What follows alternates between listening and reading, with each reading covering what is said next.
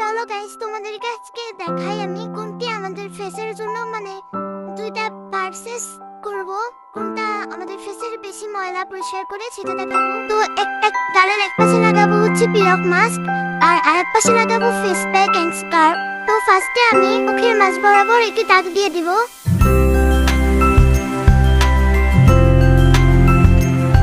Scale দিয়েও তো খাতায় পাকা লাইন টানি, তো এর কেমন জিনিস কেউ হাসেন না, বাট তুমি পিলক মাস্কটি লাগিয়ে আসবো।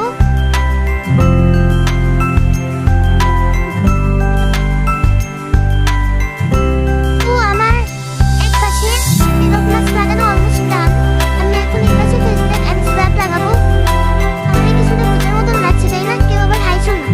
তো আমি এই পাশে ভালোভাবে ফেস প্যাক লাগিয়ে নিব। তো আমার দুই পাশে ফেস প্যাক এন্ড পিলক মাস্ক লাগানো শেষ।